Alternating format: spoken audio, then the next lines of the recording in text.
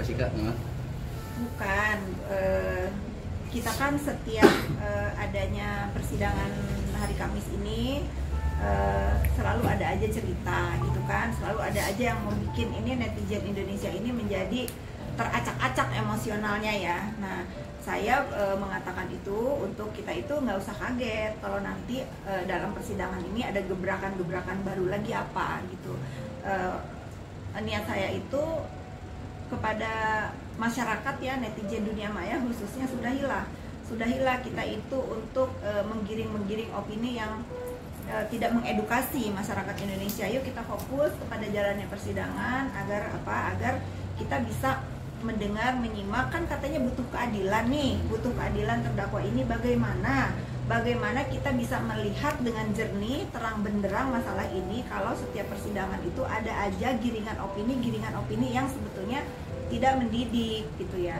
Itu aja sih. Saya men-challenge itu agar juga terdakwa juga menjalankan persidangan nanti itu dengan tenang. Ya. Memang di setiap yang kita ikuti bersama ada aja momentum. Kamu lihat nggak? Iya kan? Nah, saya semua juga menyaksikan ada aja.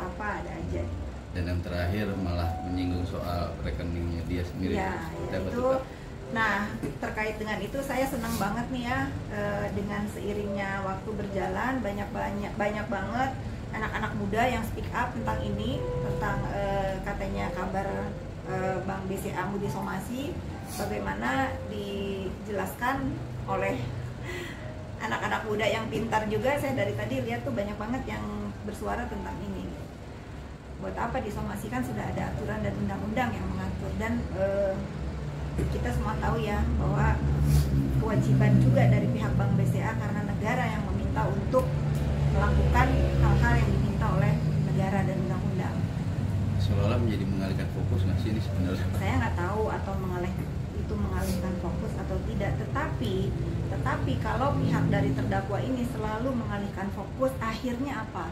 Mereka tidak fokus kepada pembelaan, menurut saya ya, tidak fokus kepada pembelaan dirinya sendiri untuk melepaskan tuduhan terhadap pemerasan dan TPPU-nya gitu. Itu sih menurut pendapat pribadi saya seperti itu ya. Sudahilah gimmick.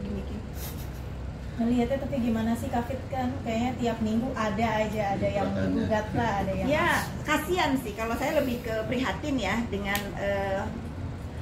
melihat langkah-langkah yang dilakukan oleh terdakwa dan tim kuasa hukumnya ini. Saya merasa kasihan aja. Kenapa yang tidak ada yang dibahas itu mengenai pembelaan, yang ada dibahas ini mengenai ulah-ulah yang sebetulnya malu kalau kita disuguhkan dengan hal-hal seperti ini. Contohnya misalnya ya Bank BCA mau disomasi, kedua misalnya dari pihak pengembang Navapark yang katanya mengendorse, padahal tidak. Sudah dijelaskan juga oleh pihak pengembang itu bukan endorse, itu adalah pemberian diskon, dan itu biasa dilakukan oleh para pengembang, termasuk saya juga kan walaupun kecil-kecilan pengembang ya, itu biasa memberikan harga perdana untuk orang-orang yang pertama kali beli, untuk memberikan diskon spesial. Saya rasa Raffi Ahmad aja yang punya unit di situ, dia juga nggak ada tuh di endorse, dia juga beli kok. Saya rasa dia juga sama dapat diskon yang sama dengan pembeli lainnya ya, termasuk terdakwa ini. Saya tahu Raffi Ahmad pun punya unit di situ, nggak ada tuh dia di endorse. Saya rasa dia dapat perlakuan yang sama dengan semua yang membeli unit di situ, dapat diskon. Dalam artian berarti itu lebih ke kayak promosi baru dijual gitu ya. Promosi, berarti lebih ke promosi. Saya juga beli di sana, saya bukan sombong ya. Navapark dibuka dari awal itu saya beli juga di situ, dan sama saya juga dapat diskon yang saat itu karena saya belinya udah lama, dapat diskon yang lumayan menarik buat saya saat itu, makanya saya beli. Termasuk ini ya, termasuk gedung yang kalian wawancara saya di sini nih, ini juga punya Sinarmas Navapark, saya juga dapat diskon yang bukan Navapark, ini Sinarmas Land juga, Bumi Para Mewisesa juga, karena saya dulu pertama beli juga ini, dapat juga diskon yang bagus. Berarti nggak untuk diperuntukkan untuk satu orang aja ya, gitu ya, lebih kan sudah dijelaskan oleh pihak dari Navapark. Saya juga udah tayangkan di sosmed saya, agar apa ya, agar kita itu smart dalam dalam melihat perkara yang sedang berlangsung ini. Jangan sampai giringan opini ini menyesatkan.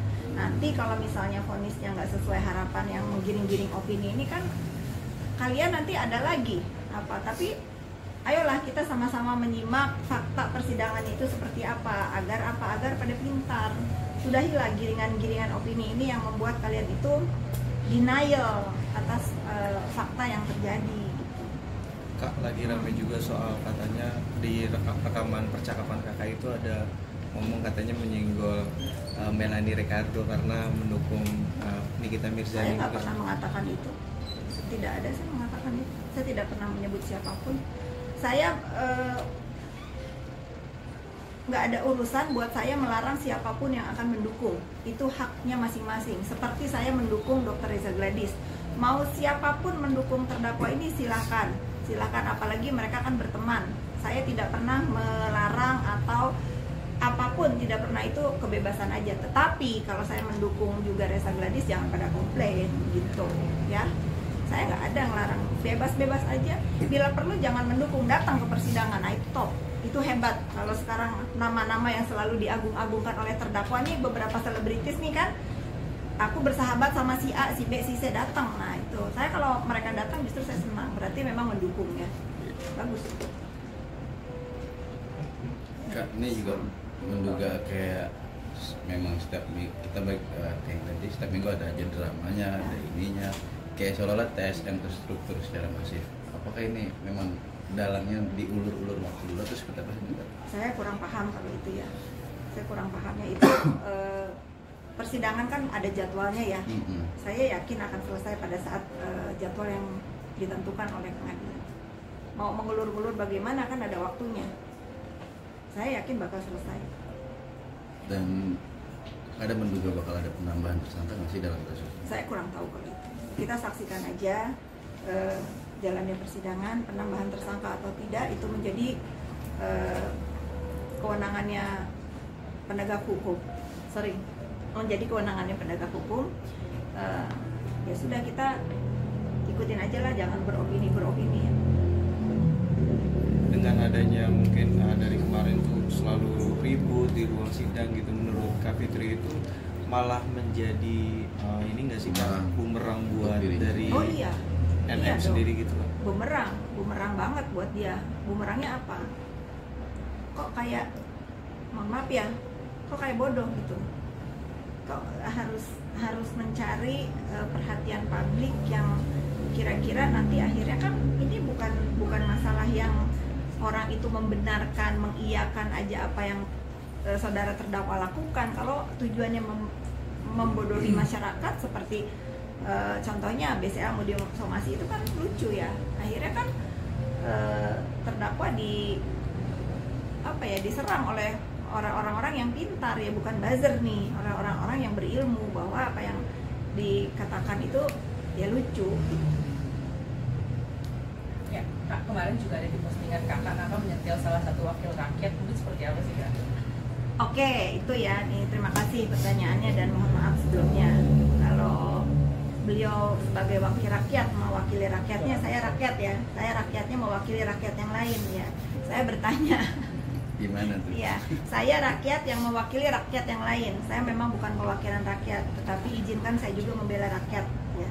Terutama dalam tuduhannya tidak fair katanya. Teman-teman media semua kan hadir nih di dalam persidangan. Kan saya bertanya bagian mana yang menurut perwakilan dewan yang terhormat ini, persidangan ini tidak fair. Bagian mana saya juga kepengen tahu, karena kan saya datang ke dalam persidangan itu, saya mendengarkan, saya melihat, menyaksikan, saya juga pengen tahu bagian mana yang dirasa tidak fair. Makanya kan saya ajak, ayo sekali-kali kita datang ke persidangan biar bisa menilainya dengan objektif. Dari awalnya adanya pelaporan, penahanan di PMJ dan sampai bergulir di persidangan kan kita menyaksikan semua. Bagian mana yang tidak fair itu saya bertanya. Tetapi ya sudahlah, saya rasa beliau sudah menyadari bahwa ini bukan perkara skincare saja ya. Tanda kutip, bukan hanya masalah skincare saja.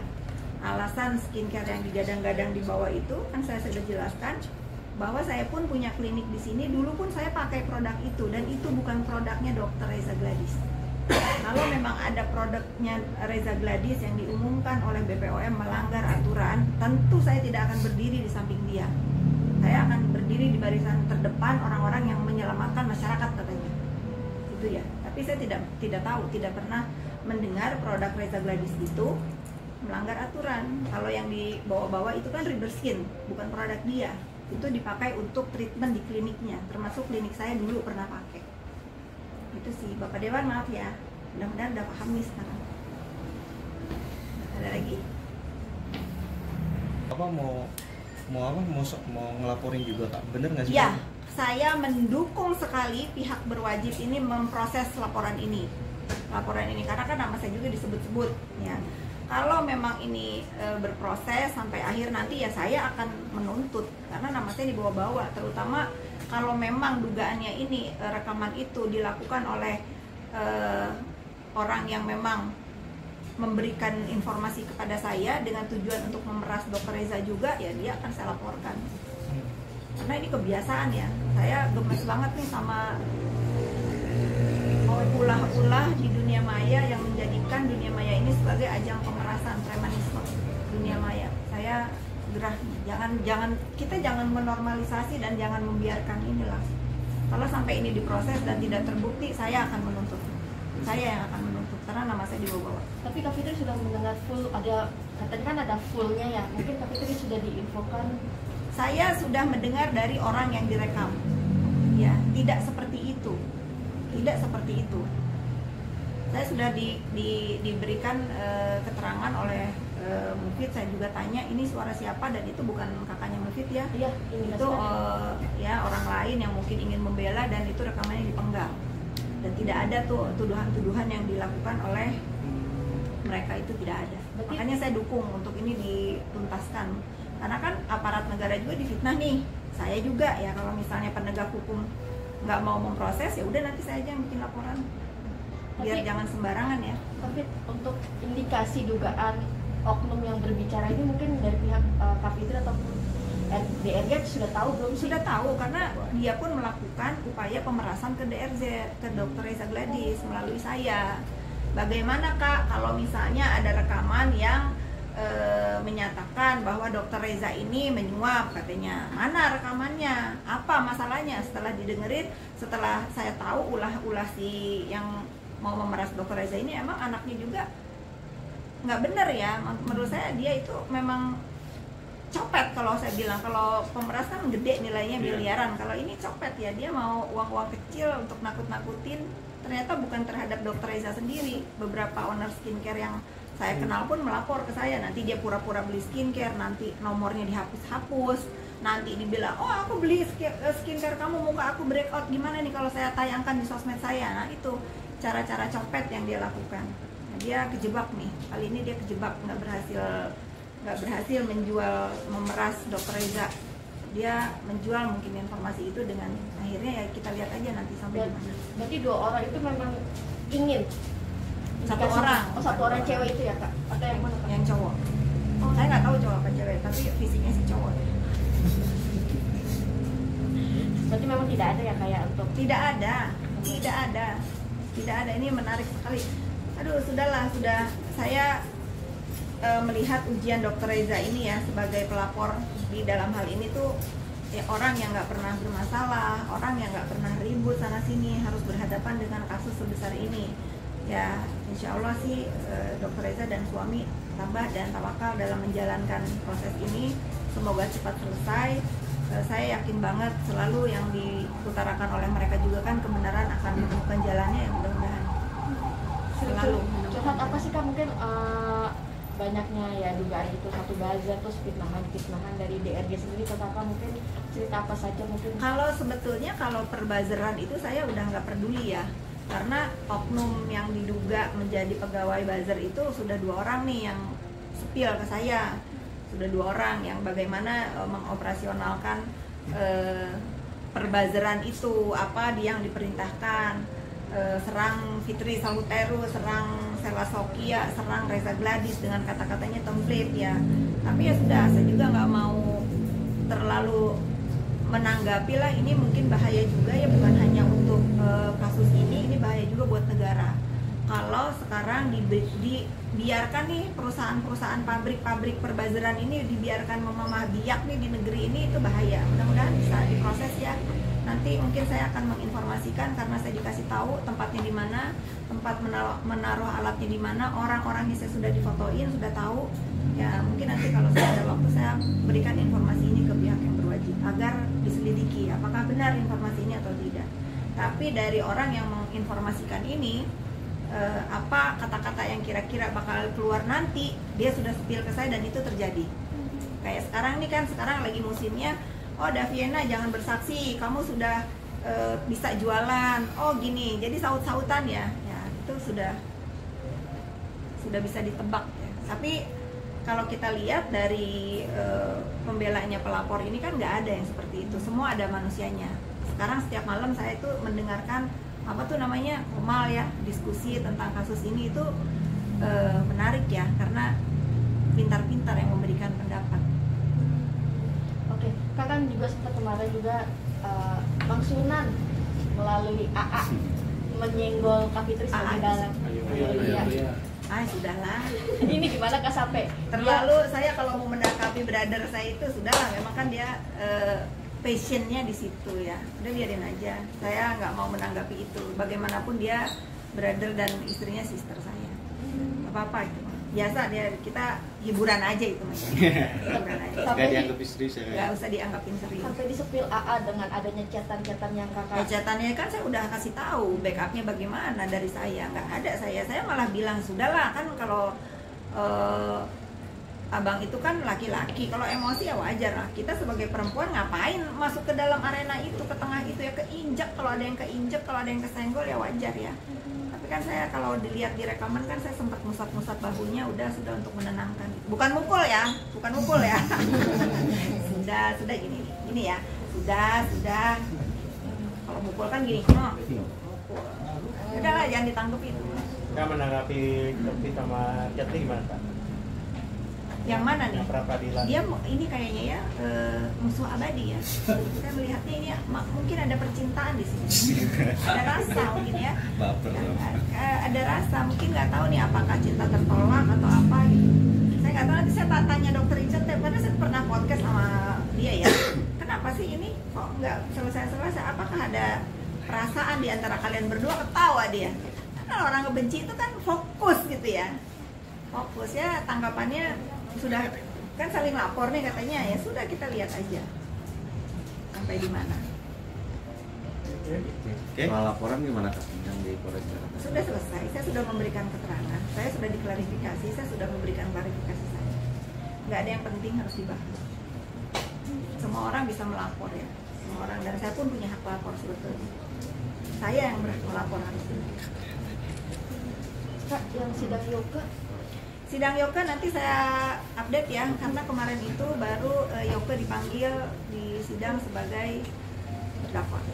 Untuk kelanjutannya saya belum tahu, nanti saya kasih tahu kalian semua. Berarti sudah digelar ya? Sudah memasuki sidang tahap awal. Oke, gimana Kak, artinya ini sudah digelar, dan tadi kan indikasinya kan lama, takutnya kan Yoko keburu dideportasi karena nggak ada lah, sudahlah, ini kalian ini jangan juga termakan hoax ya. Kalian media-media yang bagus nih pemberitaannya, nggak mungkin itu. Negara itu sudah mentersangkakan orang, pasti akan selesai. Kenapa saya itu nggak mau cuap-cuap, keluar-keluar? Saya ingin membuktikan kepada kalian semua bahwa negara ini kalau memang perbuatannya ada, barang buktinya ada, sini akan diproses dengan adil kok. Jangan terus nggak bijak juga ya. Jangan terus nanti kita menggiring opini, oh ini disuap, oh ini tidak adil, oh ini yang mana. Kita benar kata Bang Denny Sumargo tuh, kita mau pakai keadilan yang mana nih, mau percaya ke yang mana kalau kita nggak adil buat penegak hukum yang memang benar-benar tegak lurus, selalu digiring-giring opini seperti itu. Dan perlu kalian semua pahami dan tahu ya, Yoke pun menyadari kalau dia memang salah. Dia selalu mengatakan, saya memang bersalah Bu Fitri, saya minta maaf, saya memang bersalah. Itu ya, itu sih. Tapi karena dia sudah banyak melakukan komunikasi dengan ibunya, mengirim surat, menyampaikan pesan-pesan ke saya bahwa dia menyesal dan dia meminta maaf, tidak henti meminta maaf. Ya, saya juga kan luluh ya. Tapi yuk kita lihat ini, saya tidak pernah mengatakan apapun kepada media untuk misalnya bergembira, untuk apa? Untuk menjaga netralisasi ini masalah. Dari awal tertangkapnya Yoke, saya percaya banget kepada penegak hukum, saya akan mendapatkan keadilan sesuai yang saya harapkan. Dan Kak Fitri ada nanti dipanggil untuk sebagai saksi ya? Sudah pasti, saya kan saksi pelapor. Sudah ada jadwalnya? Belum ada. Nanti dikasih tahu kalau ada. Berarti sudah pernah ketemu ya Kak? Lagian kalian juga mau ngapain diliput, kan ini bukan hal yang penting untuk diliput, ya sudah lah. Sudah, kita yang gini-gini tuh yang pasti apa? ITE ini ada, hukumannya ada, ya harus bijak lagi dalam bermain sosial media. Oke.